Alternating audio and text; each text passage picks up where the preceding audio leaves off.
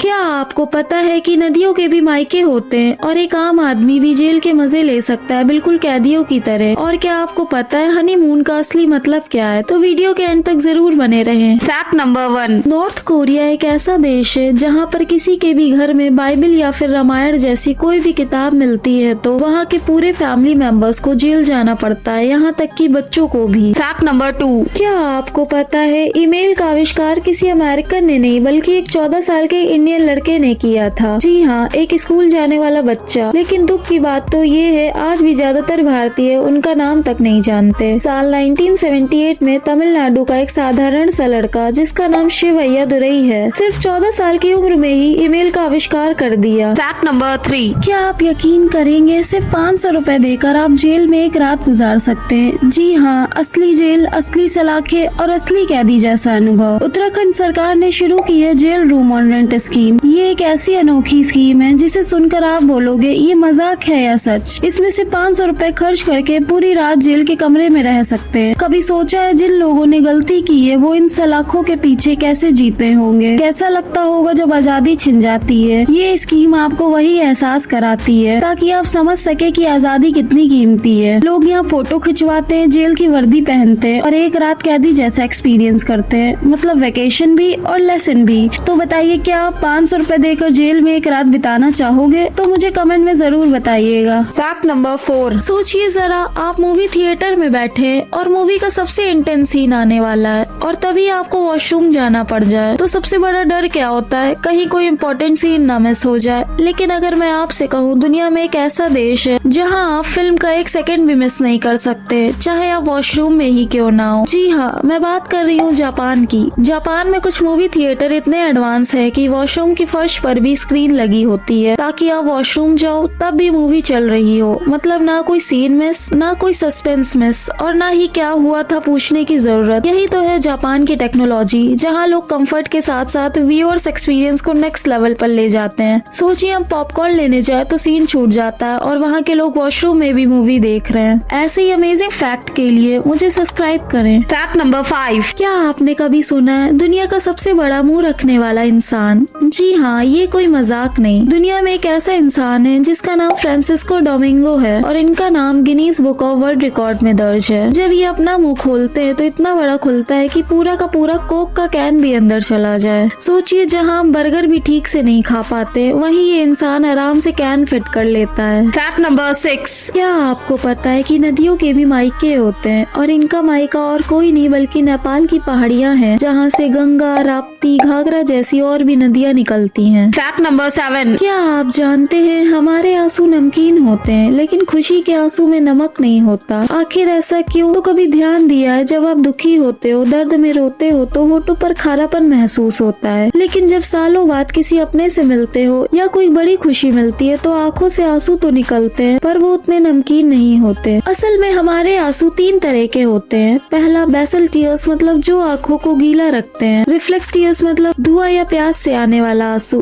और तीसरा है इमोशनल टीयर्स, मतलब खुशी या दुख से आने वाले आंसू। दुख वाले आंसुओं में ज्यादा नमक और स्ट्रेस हार्मोन्स होते हैं, लेकिन खुशी वाले आंसुओं में कम नमक और ज्यादा फील गुड केमिकल्स होते हैं। मतलब आपका शरीर खुद बता देता है कि ये दर्द के आंसू है या खुशी के। शायद इसलिए कहते हैं कि दर्द के आंसू दिल हल्का कर देते हैं और खुशी के आंसू दिल भर देते हैं। तो अगली बार जब आपकी आंखों में आंसू आए तो सोचिएगा ये दुख के हैं या खुशी के। फैक्ट नंबर 8, क्या आपने कभी सोचा है हनीमून को हनीमून ही क्यों कहा जाता है? क्या सच में इसका कोई कनेक्शन शहद से है या फिर सिर्फ रोमांस से? तो कहानी आपकी सोच से भी ज्यादा दिलचस्प है। आज हम हनीमून को सिर्फ घूमने फिरने, ट्रिप्स और रोमांस से जोड़ते हैं, लेकिन पुराने समय में इसकी शुरुआत बिल्कुल अलग थी। प्राचीन काल में जब किसी नए जोड़े की शादी होती थी तो उन्हें पूरा 1 महीने तक शहद से बनी शराब यानी हनी वाइन या मेड पिलाई जाती थी, क्योंकि शहद को माना जाता था प्यार का प्रतीक और रिश्ते की मधुर शुरुआत का प्रतीक। लोगों का मानना था कि इससे शादीशुदा जिंदगी मीठी और खुशहाल बनेगी। हनी मतलब शहद, मून मतलब 1 महीना, यानी 1 महीने तक शहद की मिठास वाला समय। धीरे धीरे यही परंपरा आज के रोमांटिक ट्रिप्स और वेकेशन में बदल गई। क्या ये बात आपको पहले से पता थी? तो मुझे कमेंट में जरूर बताइएगा। वीडियो अच्छी लगी हो तो लाइक कर दीजिएगा और चैनल को सब्सक्राइब कर दीजिएगा।